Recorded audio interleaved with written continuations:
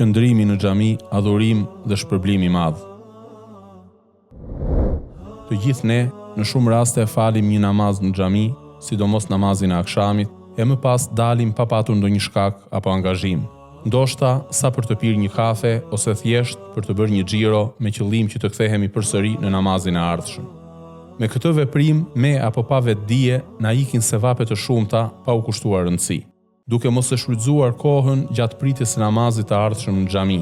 Dhe kjo për shkak se na duket si kohë e parëndësishme, ndërkohë që mund të përfitojmë prej saj, madje mund të përfitojmë prej saj shumë. Enesi radiallahu anhu tregon se një natë profeti sallallahu alaihi wasallam vonoi namazin e yacis deri afër gjysmës së natës, dhe njerëzit ishin duke pritur derisa disa prej tyre i zuri gjumi. Kur profeti sallallahu alaihi wasallam erdhi, fali namazin e yacis dhe më pas na u drejtua duke thënë: njerëzit u falën dhe fjetën, dhe ju jeni në namaz për sa kohë që jeni duke pritur namazin. Pra, për sa kohë që je në xhami duke pritur namazin, konsiderohesh sikur të jesh duke u falur. Ndaj, mos e nënvleftëso këtë kohë. Gjithashtu, qëndrimi në xhami pas faljes së namazit ka shpërblim tepër të madh. Ebu Huraira radiallahu anhu tregon se profeti sallallahu alaihi wasallam ka thënë: me lajket luten prej dikë prej jush, përderisa ai qëndron në vendin ku është falur, përderisa ai është me abdes duke thënë: o Allah, fale, o Allah, mëshiroje. Dhe njeriu është në namaz përderisa është duke pritur namazin, përderisa nuk e pengon atë të kthehet te familja e tij gjë tjetër veç namazit.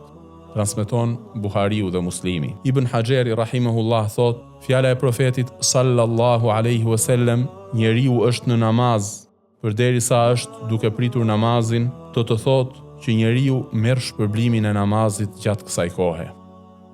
Gjithashtu, në hadith është përmendur fjala ma lam yuhdith, e cila, sipas interpretimit më të njohur në mesin e dietarëve, do të thot përderisa ai është me abdes, sikurse e ka shpjeguar edhe vetë Ebu Huraira radiallahu anhu, transmetuesi i hadithit, kur është pyetur për kuptimin e kësaj fraze. Ndërsa disa dietarë të tjerë kanë thënë se kuptimi i saj është përderisa ai nuk shqetëson dhe nuk i bën dëm të tjerëve. Dietari i njohur Ibn Battal el-Maliki, prej dietarëve të shekullit të 5 Hijri, një nga komentuesit e Sahihul Bukharit, thot: kush e sheh veten të ngarkuar me gjunahe dhe dëshiron që ato t'i falen pa shumë mund, le ta shfrytëzojë qëndrimin në vendin ku është falur, në mënyrë që me lajket të bëjnë sa më shumë dua për të, pasi shpresohet që duaja e tyre të pranohet. I dërguari Allahut sallallahu alaihi wasallam, vijon Ibn Battali, ka treguar se ai që thot amin në të njëjtën kohë me lajket i falen gjunahet, dhe me lajket thon amin vetëm një herë, ndërsa lutja e me lajkeve për atë që qëndron në vendin ku është falur vazhdon për sa kohë ai qëndron aty, e për këtë arsye është më parsore që Allahu t'i përgjigjet lutjes së tyre. Mbaroi këtu fjala e Ibn Battalit.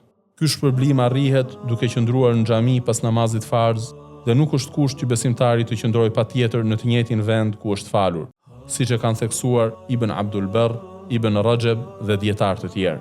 Në një hadith tjetër, i dërguari Allahut sallallahu alaihi wasallam e ka konsideruar qëndrimin në xhami nga namazi në namaz, nga njëri namaz në tjetrin, të barabartë me qëndrimin në gatishmëri në pritje të armikut.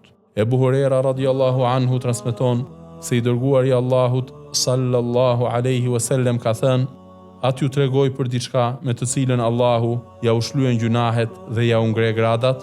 Ata i thanë: po, o i dërguari Allahut. Profeti sallallahu alaihi wasallam tha: isbaghul wudu'i 'ala al-makarih wa kathratu al-khuta ila al-masajid wa intidharu as-salati ba'da as-salah fa dhalikumur ribat. Marrja e plotë e abdesit në vështirësi, hapat e shumt drejt xhamive dhe pritja e namazit pas namazit, ky është ribati. Ky është qëndrimi në gatishmëri në pritje të armikut, transmeton Muslimi. Prandaj, çdo besimtar që dëgjon për vlerën e qëndrimit në xhami pas namazit farz, duhet të përpiqet të përfitojë sa më shumë sevape nga kjo vepër. Sheikh Abdul Aziz bin Baz, Allahu e mëshiroft, thot: qëndrimi i ulur pas namazeve farz është ndër kohët më të vlefshme në të cilat zbret mëshira e Allahut. Prandaj, vllai im, le të mos e shohim qëndrimin në xhami dhe pritjen e namazit si kohë të pavlefshme. Le ta shohim atë si një mundësi për falje të gjunaheve, fitim të mëshirës së Allahut dhe ngritje në grada.